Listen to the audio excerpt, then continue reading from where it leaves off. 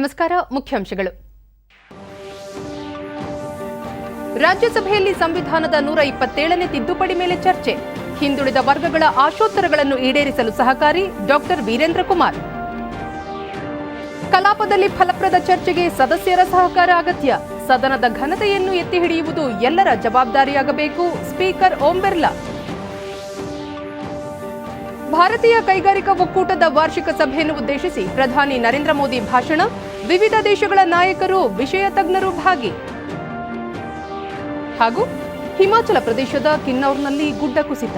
50ಕ್ಕೂ ಹೆಚ್ಚು ಮಂದಿ ಮಣ್ಣಿನಡಿ ಸಿಲುಕಿರುವ ಶಂಕೆ.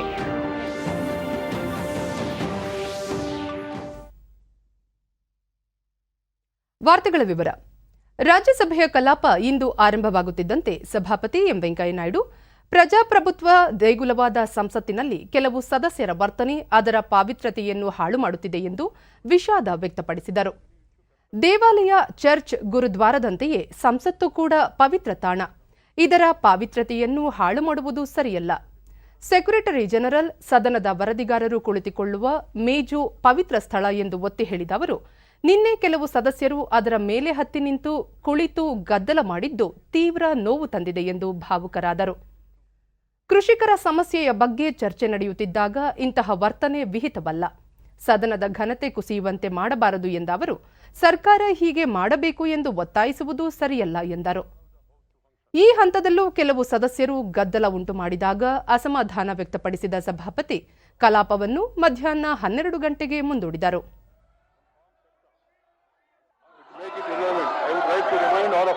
That we begin to celebrate 75 years of our independence in a few days from now.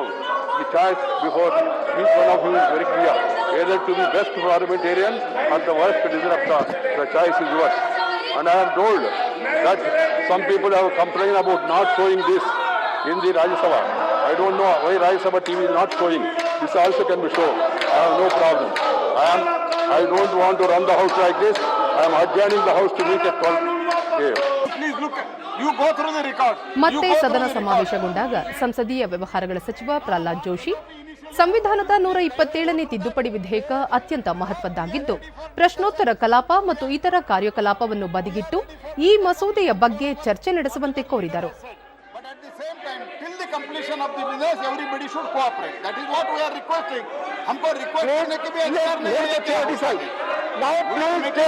Born in April 1934 at Thindivanam in Villupuram district of Tamil Nadu, ಇದಕ್ಕೆ ಸದನದ ಸಹಮತವಿದೆ ಎಂದು ತಿಳಿಸಿ ಮೊದಲಿಗೆ ಸಂತಾಪ ಸೂಚಕ ನಿರ್ಣಯ ಮಂಡಿಸಿದರು. The Presidency College and the Law College Chennai, an advocate, a trade unionist and an agriculturist.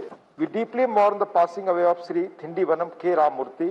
I request members to rise in their places and observe silence as a mark of respect for the memory of the departed.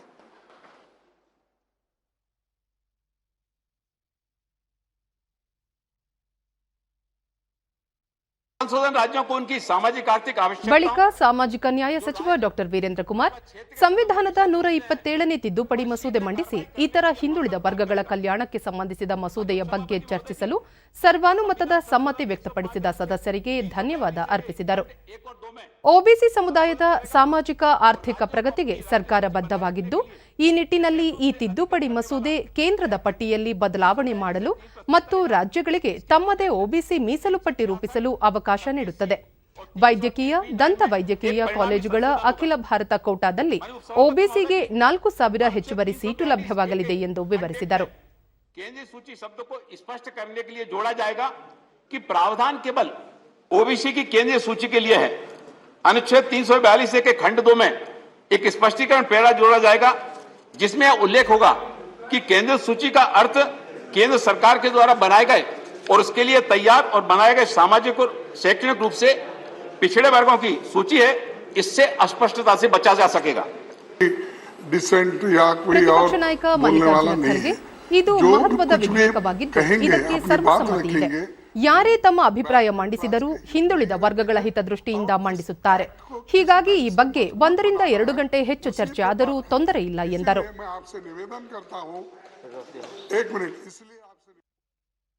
Bihar ಸಂಸದ ಸುಶೀಲ್ ಕುಮಾರ್ ಮೋದಿ ಈ ಮಸೂದೆ ಅನುಮೋದನೆಯ ಬಳಿಕವೂ ರಾಜ್ಯಗಳ ಅಧಿಕಾರಕ್ಕೆ ಚ್ಯುತಿಯಾಗುವುದಿಲ್ಲ ಎಂದರು. ಕಾಕಾ ಕಾಲೇಲ್ಕರ್ ಆಯೋಗ 1955ರಲ್ಲೇ ತನ್ನ ವರದಿಯನ್ನು ಸಲ್ಲಿಸಿತ್ತು.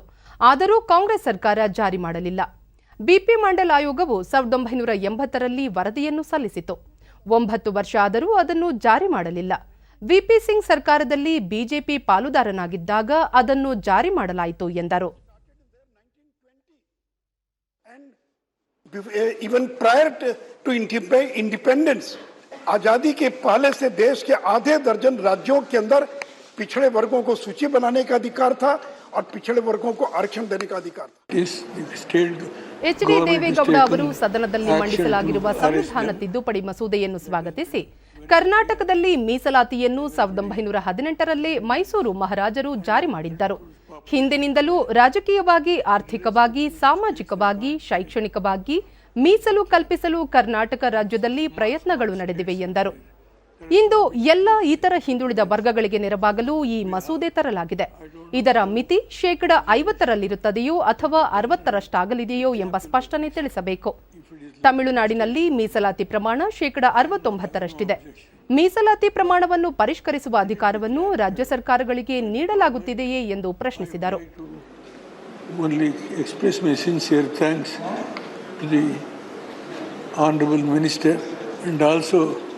The Prime Minister who has taken these radical steps and supported by all the Cabinet Minister, HRD Minister is explaining all his community, everything.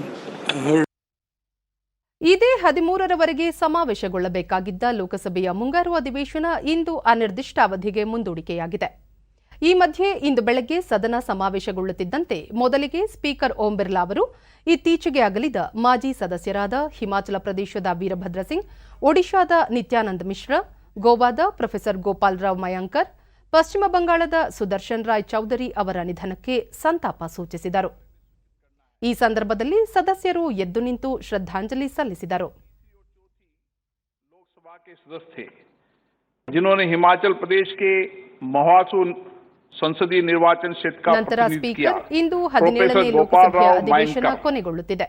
July 19ರಂದು ಆರಂಭವಾದ ಅಧಿವೇಶನದಲ್ಲಿ ನಿರೀಕ್ಷಿತ ಮಟ್ಟದಲ್ಲಿ ಕಾರ್ಯಕಲಾಪ ನಡೆಯಲಿಲ್ಲ.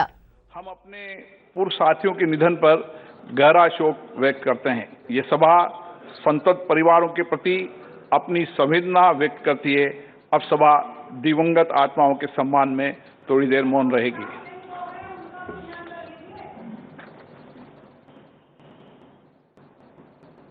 माननीय सदस्यगण, आज 7वीं लोकसभा ನಂತರ का ಸ್ಪೀಕರ್ ಇಂದು 17ನೇ ಲೋಕಸಭೆಯ ಅಧಿವೇಶನ ಕೊನೆಗೊಳ್ಳುತ್ತಿದೆ. ಜುಲೈ 19ರಂದು ಆರಂಭವಾದ ಅಧಿವೇಶನದಲ್ಲಿ ನಿರೀಕ್ಷಿತ ಮಟ್ಟದಲ್ಲಿ ಕಾರ್ಯಕಲಾಪ ನಡೆಯಲಿಲ್ಲ. ನಿರಂತರ ಗದ್ದಲದಿಂದಾಗಿ ಕೇವಲ 21 ಗಂಟೆ 14 ನಿಮಿಷಗಳ ಕಾಲ ಮಾತ್ರ ಕಲಾಪ ನಡೆದಿದ್ದು, ಫಲಪ್ರದತೆ 22% ಮಾತ್ರ ಇತ್ತು. ಅಧಿವೇಶನದ ಮೊದಲ ದಿನ 4 ನೂತನ ಸದಸ್ಯರು ಪ್ರಮಾಣ ವಚನ ಸ್ವೀಕರಿಸಿದರು. ಹಣಕಾಸು ಮಸೂದೆಗಳು, ಮಹತ್ವದ ಸಂವಿಧಾನದ 127ನೇ ತಿದ್ದುಪಡಿ ವಿಧೇಯಕ 2021 ಸೇರಿ 20 ಮಸೂದೆಗಳಿಗೆ ಅನುಮೋದನೆ ನೀಡಲಾಗಿದೆ ಎಂದು ಸದನಕ್ಕೆ ತಿಳಿಸಿದರು. ನಿರಂತರ ಗದ್ದಲದ ನಡುವೆಯೂ ಪ್ರಶ್ನೋತ್ತರ ಕಲಾಪದಲ್ಲಿ ಸದಸ್ಯರ ಹಲವು ಪ್ರಶ್ನೆಗಳಿಗೆ ಉತ್ತರ ನೀಡಲಾಗಿದೆ ಎಂದ ಸ್ಪೀಕರ್, ಕಲಾಪದಲ್ಲಿ ಪಾಲ್ಗೊಂಡ ಸದಸ್ಯರಿಗೆ, ಸಚಿವರಿಗೆ, ಸಚಿವಾಲಯ ಸಿಬ್ಬಂದಿ ಮತ್ತು ಮಾಧ್ಯಮ ಪ್ರತಿನಿಧಿಗಳಿಗೆ ಕೃತಜ್ಞತೆ ಸಲ್ಲಿಸುವುದಾಗಿ ತಿಳಿಸಿದರು. इस सत्र के दौरान 15-17 विधेयक पुनर्स्थापित किए गए. संविधान 127 और संशोधन विधेयक 2021 सहित 20 महत्वपूर्ण विधेयक पारित किए गए.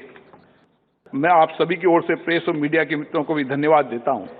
मैं सभा की कार्रवाई संचालित से संबद्ध एजेंसियों को उनके दिए गए प्रदान सेवाओं के लिए भी धन्यवाद देता हूं. माननीय सदस्यगण, अब वंदे मातरम के लिए अपने स्थान पर खड़े होंगे.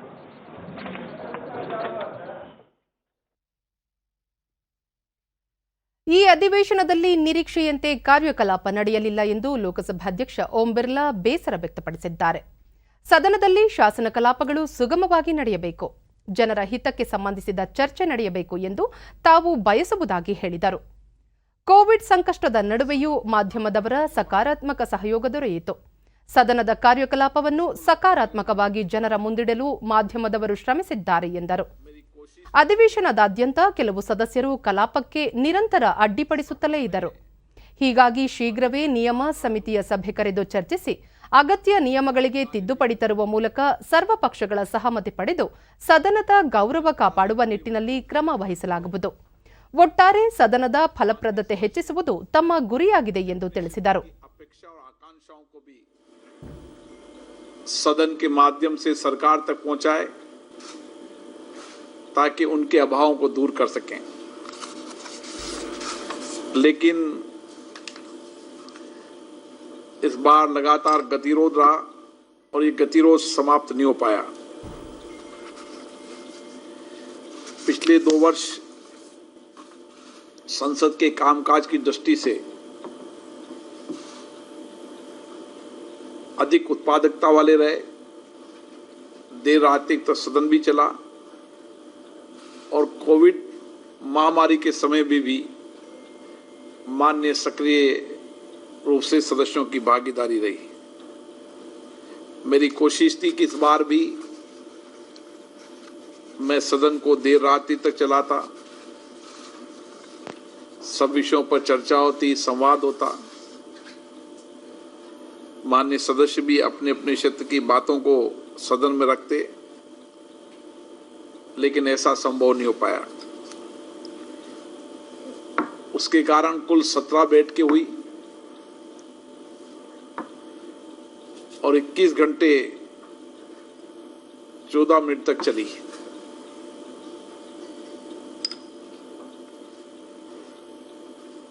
और 96 घंटे जो नियत समय था उसमें केवल 74 घंटे और 46 मिनट तक ही सदन चला.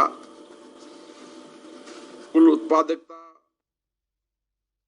ಲೋಕಸಭೆಯ ಅಧಿವೇಶನವನ್ನು ಅನಿರ್ದಿಷ್ಟಾವಧಿಗೆ ಮುಂದೂಡಿದ ತರುವಾಯ ಲೋಕಸಭಾಧ್ಯಕ್ಷರ ಕಚೇರಿಗೆ ತೆರಳಿದ ವಿವಿಧ ಪಕ್ಷಗಳ ನಾಯಕರು ಸ್ಪೀಕರ್ ಓಂ ಬಿರ್ಲಾ ಅವರೊಂದಿಗೆ ಸಭೆ ನಡೆಸಿದರು. ಈ ಸಭೆಯಲ್ಲಿ ಪ್ರಧಾನಿ ನರೇಂದ್ರ ಮೋದಿ, ಗೃಹ ಸಚಿವ ಅಮಿತ್ ಶಾ, ಸಂಸದೀಯ ವ್ಯವಹಾರಗಳ ಖಾತೆ ಸಚಿವ ಪ್ರಹ್ಲಾದ್ ಜೋಶಿ, ಕಾಂಗ್ರೆಸ್ ನಾಯಕರುಗಳಾದ ಸೋನಿಯಾ ಗಾಂಧಿ, ಅಧೀರ್ ರಂಜನ್ ಚೌಧರಿ, ತೃಣಮೂಲ ಕಾಂಗ್ರೆಸ್, ಅಕಾಲಿದಳ, ವೈಎಸ್ಆರ್ಸಿಪಿ, ಬಿಜು ಜನತಾದಳ ಸೇರಿದಂತೆ ವಿವಿಧ ಪಕ್ಷಗಳ ನಾಯಕರು ಉಪಸ್ಥಿತರಿದ್ದರು. ಈ ಮಧ್ಯೆ ಟ್ವೀಟ್ನಲ್ಲಿ ಸ್ಪೀಕರ್ ಲೋಕಸಭೆ ಕಲಾಪ ಅನಿರ್ದಿಷ್ಟ ಮುಂದೂಡಿದ ತರುವಾಯ ಎಲ್ಲಾ ಪಕ್ಷಗಳ ನಾಯಕರಿಗೆ ಜನರ ಕಲ್ಯಾಣ ಮತ್ತು ಅವರ ಸಂಕಷ್ಟ ದೂರ ಮಾಡಲು ಮುಂದಿನ ದಿನಗಳ ಸದನದಲ್ಲಿ ಚರ್ಚೆ ಮತ್ತು ಸಂವಾದಕ್ಕೆ ಪ್ರಾಶಸ್ತ್ಯ ನೀಡುವಂತೆ ಆಗ್ರಹಿಸುವುದಾಗಿ ತಿಳಿಸಿದ್ದಾರೆ.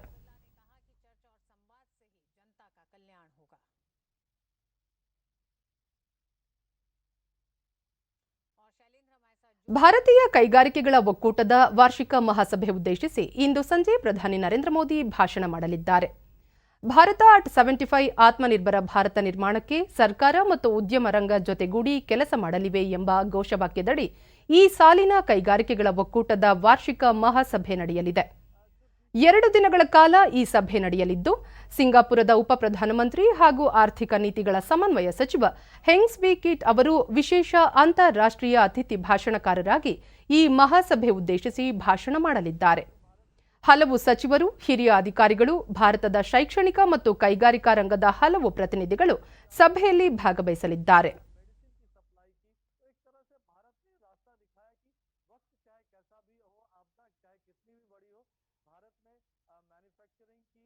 ಪರ್ವತಗಳ ರಾಜ್ಯ ಹಿಮಾಚಲ ಪ್ರದೇಶದ ಕಿನ್ನೌರ್ನಲ್ಲಿಂದು ಮಧ್ಯಾಹ್ನ ಹೆದ್ದಾರಿ ಸಹಿತವಾಗಿ ಗುಡ್ಡವೊಂದರ ದೊಡ್ಡ ಭಾಗ ಕುಸಿದಿದ್ದು, ರಾಜ್ಯ ಸಾರಿಗೆಯ ಬಸ್ ಮತ್ತು ಟ್ರಕ್ ಸೇರಿದಂತೆ 6 ವಾಹನಗಳು ಉರುಳಿ 50 ರಿಂದ 60 ಜನರು ಮಣ್ಣಿನಡಿ ಸಿಲುಕಿದ್ದಾರೆಂದು ಶಂಕಿಸಲಾಗಿದೆ.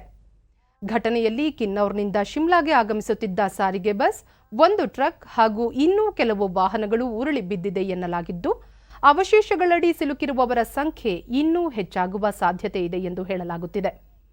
ಈ ಕುರಿತು ಮಾಹಿತಿ ನೀಡಿರುವ ಹಿಮಾಚಲ ಪ್ರದೇಶ ಮುಖ್ಯಮಂತ್ರಿ ಜಯರಾಮ್ ಠಾಕೂರ್, ರಕ್ಷಣಾ ಕಾರ್ಯಾಚರಣೆಯನ್ನು ತ್ವರಿತವಾಗಿ ಕೈಗೊಳ್ಳಲು ಪೊಲೀಸ್ ಅಧಿಕಾರಿಗಳು ಮತ್ತು ಸ್ಥಳೀಯ ಪ್ರಾಧಿಕಾರಕ್ಕೆ ಸೂಚಿಸಲಾಗಿದ್ದು, ರಾಷ್ಟ್ರೀಯ ವಿಪತ್ತು ನಿರ್ವಹಣಾ ಪಡೆಗೂ ಮಾಹಿತಿ ನೀಡಲಾಗಿದೆ ಎಂದು ತಿಳಿಸಿದ್ದಾರೆ.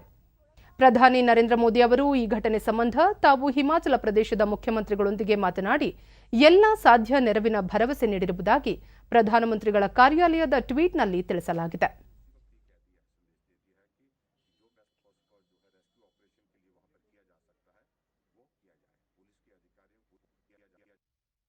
ಕೇಂದ್ರ ಗೃಹ ಸಚಿವ ಅಮಿತ್ ಶಾ ಮುಖ್ಯಮಂತ್ರಿ ಜೈರಾಮ್ ಠಾಕೂರ್ ಮತ್ತು ಐಟಿಬಿಪಿ ಡಿಜಿ ಅವರೊಂದಿಗೆ ಮಾತನಾಡಿದ್ದಾಗಿ ರಕ್ಷಣಾ ಕಾರ್ಯದಲ್ಲಿ ಐಟಿಬಿಪಿ ತಂಡ ತೊಡಗಿರುವುದಾಗಿ ಟ್ವೀಟ್ನಲ್ಲಿ ತಿಳಿಸಿದ್ದಾರೆ. इसी वक्त ही कह दिया संदेश दे दिया है कि जो बेस्ट पॉसिबल जो है रेस्क्यू ऑपरेशन के लिए वहां पर किया जा सकता है वो किया जाए. पुलिस के अधिकारियों को, स्थानीय प्रशासन को ये आदेश दे दिए गए हैं ताकि वो तुरंत जो है वो कार्रवाई. एनडीआरएफ की टीम को भी अलर्ट पे रख दिया गया है. ಉಪರಾಷ್ಟ್ರಪತಿ ಹಾಗೂ ರಾಜ್ಯಸಭೆಯ ಸಭಾಪತಿ ಎಂ ವೆಂಕಯ್ಯ ನಾಯ್ಡು ಅವರಿಂದು ಸಂಸತ್ತಿನ ಆವರಣದಲ್ಲಿ ಸಸಿ ನೆಟ್ಟು ನೀರೆರೆದರು.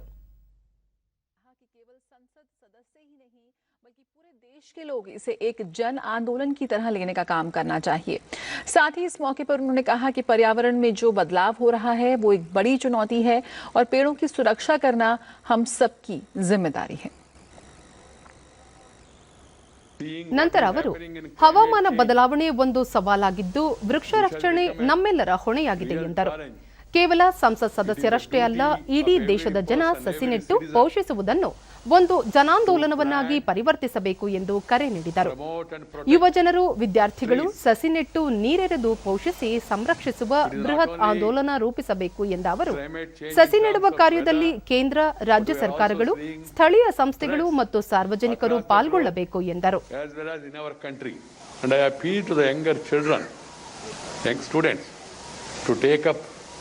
This tree plantation in a massive way. State governments at different states, they are also taking it in a big way. But it is the duty of center, state, local bodies and also people to see that they all involved in this tree plantation and make it as a people's movement to protect themselves. ಮುಖ್ಯಮಂತ್ರಿ ಬಸವರಾಜ ಬೊಮ್ಮಾಯಿ ಅವರಿಂದು ಗೃಹ ಕಚೇರಿ ಕೃಷ್ಣಾದಲ್ಲಿ ಇಂಧನ ಇಲಾಖೆಯ ಪ್ರಗತಿ ಪರಿಶೀಲನಾ ಸಭೆ ನಡೆಸಿದರು. ಇಂಧನ ಸಚಿವ ಸುನೀಲ್ ಕುಮಾರ್, ಮುಖ್ಯ ಕಾರ್ಯದರ್ಶಿ ಪಿ ರವಿಕುಮಾರ್, ಅಪರ ಮುಖ್ಯ ಕಾರ್ಯದರ್ಶಿಗಳಾದ ಐಎಸ್ಎನ್ ಪ್ರಸಾದ್, ಕುಮಾರ್ ನಾಯಕ್, ಕೆಪಿಟಿಸಿಎಲ್ನ ವ್ಯವಸ್ಥಾಪಕ ನಿರ್ದೇಶಕರಾದ ಡಾ ಎನ್ ಮಂಜುಳಾ ಮತ್ತಿತರರು ಸಭೆಯಲ್ಲಿ ಭಾಗವಹಿಸಿದ್ದರು. ಸಭೆಯಲ್ಲಿ ವಿದ್ಯುತ್ ಉತ್ಪಾದನೆ ಹಾಗೂ ಪೂರೈಕೆ ಯೋಜನೆಗಳ ಪ್ರಗತಿ ಪರಿಶೀಲನೆ ನಡೆಸಲಾಯಿತು. ಅಧಿಕಾರಿಗಳು ಸರ್ಕಾರದಿಂದ ನಿಗದಿಯಾದ ಅನುದಾನ, ಅದರ ಬಳಕೆ, ಪ್ರಗತಿಯಲ್ಲಿರುವ ಯೋಜನೆಗಳ ಬಗ್ಗೆ ಮಾಹಿತಿ ನೀಡಿದರು. ಇದಕ್ಕೂ ಮುನ್ನ ಕರ್ನಾಟಕ ರಾಜ್ಯ ಆಡಳಿತ ಸುಧಾರಣಾ ಆಯೋಗದ ಅಧ್ಯಕ್ಷರಾದ ಟಿಎಂ ವಿಜಯ ಭಾಸ್ಕರ್ ಹಾಗೂ ಸದಸ್ಯರು ಮುಖ್ಯಮಂತ್ರಿ ಅವರನ್ನು ಭೇಟಿ ಮಾಡಿ ಆಯೋಗದ ವರದಿಯನ್ನು ಸಲ್ಲಿಸಿದರು.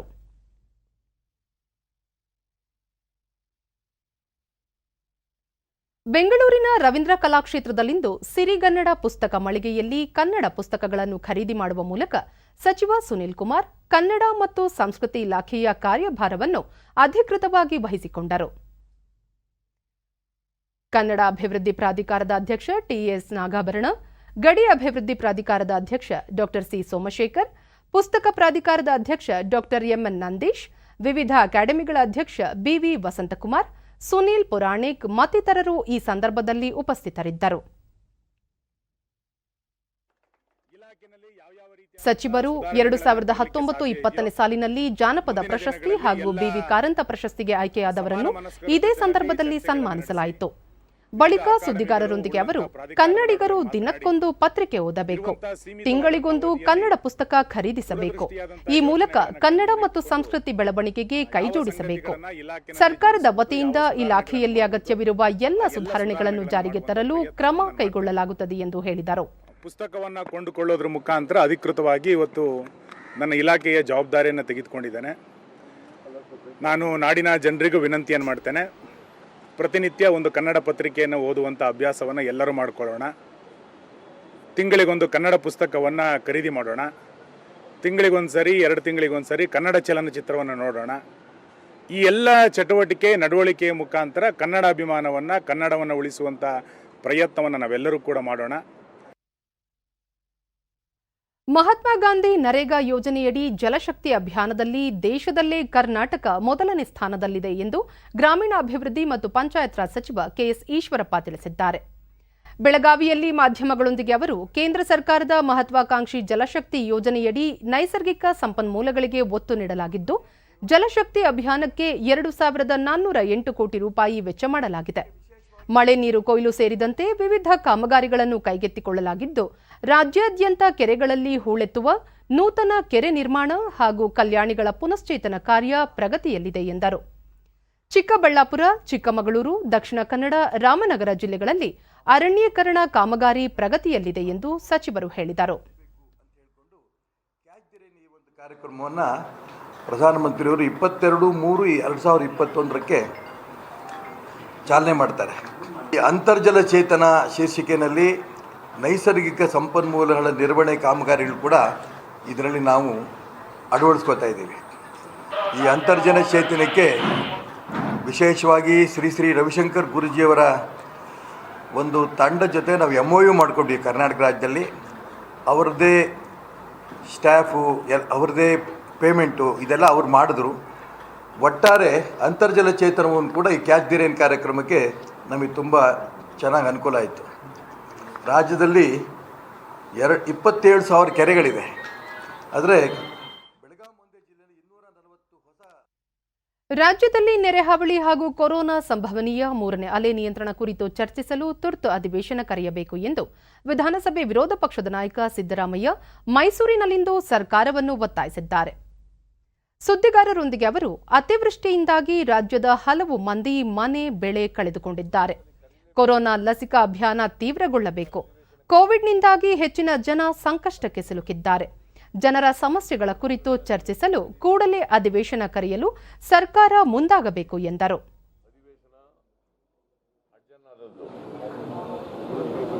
ಸೆಪ್ಟೆಂಬರ್ಗೆ 6 ತಿಂಗಳಾಗ್ಬಿಡ್ತದೆ. 6 ತಿಂಗಳೊಳಗಡೆ ಕರೀಲೇಬೇಕು. ಸೆಪ್ಟೆಂಬರ್ ಒಳಗಡೆ ಅಧಿವೇಶನ ಕರೀಲೇಬೇಕು. ನಾವು ಜಿಲ್ಲಾ ಪಂಚಾಯತಿ ತಾಲೂಕಿ ಕೊರೋನಾ ಇರೋದ್ರಿಂದ ಎಲ್ಲೂ ಹೋಗಕ್ಕೆ ಕಾಯ್ತಾ ಇಲ್ಲ. ಕೊರೋನಾ ಕಡಿಮೆ ಆದಮೇಲೆ ವ್ಯಾಕ್ಸಿನೇಷನ್ ನೋಡಪ್ಪ, ಕೊರೋನಾ ಕಡಿಮೆ ಆಗಬೇಕಾದ್ರೆ ಮತ್ತೆ ಅಲ್ಲದೆ 3ನೇ ಅಲೆ 4ನೇ ಅಲೆ ಹಿಂಗೆಲ್ಲ ಬರೋಕ್ಕೆ ಆಗಬೇಕು. ಎಲ್ರಿಗೂ ವ್ಯಾಕ್ಸಿನೇಷನ್ ಮಾಡಬೇಕು. 6 ವರ್ಷದ ಮೇಲ್ಪಟ್ಟವ್ರಿಗೆಲ್ಲರೂ ಕೂಡ ವ್ಯಾಕ್ಸಿನೇಷನ್ ಮಾಡಿ, 2 ಡೋಸ್ ವ್ಯಾಕ್ಸಿನೇಷನ್ ಮಾಡಿದ್ರೆ ಕೂಡಲೇ ಇವರು ಡಿಸೆಂಬರ್ ಒಳಗಡೆ ಮುಗಿಸೋದು ಮಾಡಬೇಕು. ಆಂಧ್ರಪ್ರದೇಶದ ಶ್ರೀಹರಿಕೋಟಾದಲ್ಲಿರುವ ಸತೀಶ್ ಧವನ್ ಬಾಹ್ಯಾಕಾಶ ಕೇಂದ್ರದಿಂದ ನಾಳೆ ಭೂಮಿಯ ಅವಲೋಕನ ಉಪಗ್ರಹ EOS-3 ಅನ್ನು ಭಾರತೀಯ ಬಾಹ್ಯಾಕಾಶ ಸಂಶೋಧನಾ ಸಂಸ್ಥೆ ಇಸ್ರೋ ಉಡಾವಣೆ ಮಾಡಲಿದ್ದು, ಇಂದಿನಿಂದ ಇಳಿ ಎಣಿಕೆ ಆರಂಭಗೊಂಡಿದೆ. ಈ ಉಪಗ್ರಹ ಮಾರ್ಚ್ ತಿಂಗಳ ಆರಂಭದಲ್ಲೇ ಉಡಾವಣೆಯಾಗಬೇಕಿತ್ತು. ಆದರೆ ತಾಂತ್ರಿಕ ಹಾಗೂ ಕೋವಿಡ್ ಸಾಂಕ್ರಾಮಿಕ ಕಾರಣಗಳಿಂದಾಗಿ ಮುಂದೂಡಲಾಗಿತ್ತು.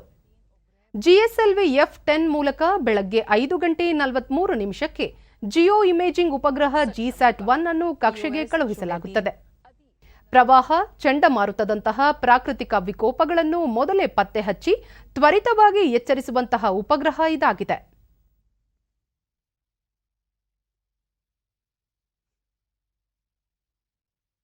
ನೆರೆಯ ಕೇರಳದಲ್ಲಿ ಕೊರೋನಾ ಸೋಂಕು ನಿರಂತರವಾಗಿ ಹೆಚ್ಚಳವಾಗುತ್ತಿರುವ ನಡುವೆಯೇ ಆಗಸ್ಟ್ 15ರಿಂದ ಶಬರಿಮಲೈ ಅಯ್ಯಪ್ಪ ಸ್ವಾಮಿ ದೇವಾಲಯ ಮಾಸಿಕ ಧಾರ್ಮಿಕ ವಿಧಿಗಾಗಿ ಹಾಗೂ ಭಕ್ತರ ದರ್ಶನಕ್ಕೆ ತೆರೆಯಲಿದೆ. ಕೋವಿಡ್ ಹಿನ್ನೆಲೆಯಲ್ಲಿ ಪ್ರತಿನಿತ್ಯ 15,000 ಜನರಿಗೆ ಮಾತ್ರವೇ ದರ್ಶನಕ್ಕೆ ಸೀಮಿತಗೊಳಿಸಲಾಗಿದೆ. 2 ಡೋಸ್ ಲಸಿಕೆ ಪಡೆದವರಿಗೆ ಮತ್ತು 72 ಗಂಟೆಗಳ ಮೊದಲು RT-PCR ಪರೀಕ್ಷೆಯಲ್ಲಿ ನೆಗೆಟಿವ್ ಬಂದಿರುವವರಿಗೆ ಮಾತ್ರವೇ ದೇವಾಲಯ ಪ್ರವೇಶಕ್ಕೆ ಅವಕಾಶ ನೀಡಲಾಗುತ್ತಿದೆ. ಈ ಮಧ್ಯೆ ಕೇರಳ ರಾಜ್ಯದಲ್ಲಿ ಪಾಸಿಟಿವಿಟಿ ದರ 15.91ಕ್ಕೆ ಹೆಚ್ಚಳವಾಗಿದ್ದು, 24 ಗಂಟೆಗಳ ಅವಧಿಯಲ್ಲಿ 21,119 ಪ್ರಕರಣಗಳು ವರದಿಯಾಗಿವೆ. ಪ್ರಸ್ತುತ ಕೇರಳದಲ್ಲಿ 1,71,985 ಸಕ್ರಿಯ ಪ್ರಕರಣಗಳಿವೆ. ಈ ಹಿನ್ನೆಲೆಯಲ್ಲಿ ನಾಳೆಯಿಂದ ಕೇರಳದಲ್ಲಿ ಪರಿಷ್ಕೃತ ಮಾರ್ಗಸೂಚಿಗಳು ಜಾರಿಗೆ ಬರಲಿವೆ. ಸಾಪ್ತಾಹಿಕ ಸೋಂಕಿನ ಅನುಪಾತವು 8%ಕ್ಕಿಂತ ಹೆಚ್ಚಿರುವ ಪ್ರದೇಶಗಳಲ್ಲಿ ಲಾಕ್ಡೌನ್ ಜಾರಿಗೊಳಿಸಲಾಗುವುದು ಎಂದು ಕೇರಳ ಮುಖ್ಯಮಂತ್ರಿ ಪಿಣರಾಯಿ ವಿಜಯನ್ ಮಾಹಿತಿ ನೀಡಿದ್ದಾರೆ. ಆನೆಗಳು ತೀವ್ರ ಬುದ್ಧಿವಂತ ಪ್ರಾಣಿಗಳು ಎಂಬುದನ್ನು ತಜ್ಞರು ಸಾಕಷ್ಟು ಅಧ್ಯಯನದ ಮೂಲಕ ಸಾಬೀತುಪಡಿಸಿದ್ದಾರೆ. ಆನೆಗಳು ಕಡಿಮೆ ದೂರ ಚಲಿಸುವುದು ಸಾಮಾನ್ಯ. ಆದರೆ ಹಿಂಡು ಹಿಂಡಾಗಿ ತಮ್ಮ ಮೂಲ ಆವಾಸ ಸ್ಥಾನದಿಂದ ಸುಮಾರು 500 ಕಿಲೋಮೀಟರ್ ದೂರ ಸಾಗಿ ಬಂದಿರುವುದು ಜಾಗತಿಕ ವಿಜ್ಞಾನಿಗಳನ್ನು ಸಹ ಮೂಕ ವಿಸ್ಮಿತಗೊಳಿಸಿದೆ. ಚೈನಾದಲ್ಲಿ ಅಳಿವಿನಂಚಿನಲ್ಲಿರುವ ಏಷ್ಯಾ ಆನೆಗಳ ಹಿಂಡು ಇದೀಗ ಸುಮಾರು 310 ಮೈಲು ದೂರ ಸಾಗಿವೆ. ಸುಮಾರು 14 ಆನೆಗಳು ಮೂಲ ಸ್ಥಾನದಿಂದ ನಡೆದು ಚೈನಾದ ಅನೇಕ ಪ್ರದೇಶಗಳನ್ನು ಸಾಗಿ ಬಂದಿವೆ. ನೈಋತ್ಯದಲ್ಲಿರುವ ಮ್ಯಾನ್ಮಾರ್ ಹಾಗೂ ಲಾವೋಸ್ ಗಡಿಯಲ್ಲಿ ಕ್ಲೀಶುಂಗ್ ಬಾನ್ನ ರಾಷ್ಟ್ರೀಯ ಪ್ರಕೃತಿ ಮೀಸಲು ಪ್ರದೇಶದಿಂದ ಈ ಆನೆಗಳು ಸಂಚಾರ ಆರಂಭಿಸಿ ಉತ್ತರ ದಿಕ್ಕಿನತ್ತ ಚಲಿಸಿ ಕಳೆದ ಕೆಲವು ತಿಂಗಳುಗಳಲ್ಲಿ ಹಲವು ಹಳ್ಳಿ, ಪಟ್ಟಣ ಮತ್ತು ನಗರಗಳನ್ನು ಸುತ್ತಾಡಿ ಪುನಃ ಮೂಲ ಆವಾಸ ಸ್ಥಾನಕ್ಕೆ ಹಿಂತಿರುಗಲಾರಂಭಿಸಿರುವುದು ಸಾಕಷ್ಟು ಅಚ್ಚರಿಗೆ ಕಾರಣವಾಗಿದೆ. ಆನೆಗಳ ಈ ಸಂಚಾರದ ಮೇಲೆ ಡ್ರೋನ್ ಕ್ಯಾಮೆರಾಗಳ ಕಣ್ಗಾವಲು ಇರಿಸಲಾಗಿದ್ದು, ಕಮಾಂಡರ್ಗಳನ್ನು ಸಹ ಇವುಗಳ ಚಲನವಲನ ಗಮನಿಸಲು ನೇಮಿಸಲಾಗಿದೆ. ಆನೆಗಳ ಈ ಸಂಚಾರದ ಕುರಿತು ವಿಜ್ಞಾನಿಗಳು ಸಹ ಅಚ್ಚರಿ ವ್ಯಕ್ತಪಡಿಸಿದ್ದು, ಈ ಕುರಿತು ಸಂಶೋಧನೆಗೂ ಮುಂದಾಗಿದ್ದಾರೆ. ಕೊನೆಯಲ್ಲಿ ಮತ್ತೊಮ್ಮೆ ಮುಖ್ಯಾಂಶಗಳು. ರಾಜ್ಯಸಭೆಯಲ್ಲಿ ಸಂವಿಧಾನದ 127ನೇ ತಿದ್ದುಪಡಿ ಮೇಲೆ ಚರ್ಚೆ. ಹಿಂದುಳಿದ ವರ್ಗಗಳ ಆಶೋತ್ತರಗಳನ್ನು ಈಡೇರಿಸಲು ಸಹಕಾರಿ ಡಾಕ್ಟರ್ ವೀರೇಂದ್ರ ಕುಮಾರ್. ಕಲಾಪದಲ್ಲಿ ಫಲಪ್ರದ ಚರ್ಚೆಗೆ ಸದಸ್ಯರ ಸಹಕಾರ ಅಗತ್ಯ. ಸದನದ ಘನತೆಯನ್ನು ಎತ್ತಿ ಹಿಡಿಯುವುದು ಎಲ್ಲರ ಜವಾಬ್ದಾರಿಯಾಗಬೇಕು. ಸ್ಪೀಕರ್ ಓಂ ಬಿರ್ಲಾ. ಭಾರತೀಯ ಕೈಗಾರಿಕಾ ಒಕ್ಕೂಟದ ವಾರ್ಷಿಕ ಸಭೆಯನ್ನು ಉದ್ದೇಶಿಸಿ ಇಂದು ಸಂಜೆ ಪ್ರಧಾನಿ ನರೇಂದ್ರ ಮೋದಿ ಭಾಷಣ.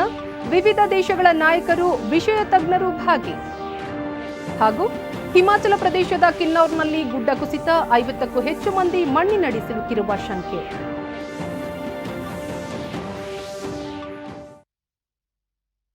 ನಮ್ಮ ವಾರ್ತಾ ಪ್ರಸಾರವನ್ನು ನೀವು ಡಿಡಿ ಚಂದನ ನ್ಯೂಸ್ ಯೂಟ್ಯೂಬ್ ಚಾನೆಲ್ನಲ್ಲೂ ವೀಕ್ಷಿಸಬಹುದು. ವೀಕ್ಷಕರೇ, ಈಗ ನಾನು ಸ್ಟುಡಿಯೋದಿಂದ ತೆರಳುತ್ತಿರುವ ಕಾರಣ ಮಾಸ್ಕ್ ಧರಿಸುತ್ತಿದ್ದೇನೆ. ನೀವು ಸಹ ಮನೆಯಿಂದ ಹೊರಹೋಗುವ ಮುನ್ನ ಸರಿಯಾದ ಕ್ರಮದಲ್ಲಿ ತಪ್ಪದೇ ಮಾಸ್ಕ್ ಧರಿಸಿ.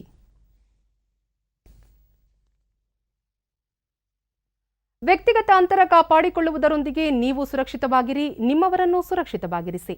ನೈರ್ಮಲ್ಯಕ್ಕೆ ಆದ್ಯತೆ ನೀಡುವುದರ ಜೊತೆಗೆ ಸೋಂಕು ತಡೆಗೆ ಕೋವಿಡ್-19 ಲಸಿಕೆ ಪಡೆಯುವುದು ಅಗತ್ಯ. ನಮ್ಮ ಮುಂದಿನ ವಾರ್ತಾ ಪ್ರಸಾರ ಸಂಜೆ 7 ಗಂಟೆಗೆ. ನಮಸ್ಕಾರ.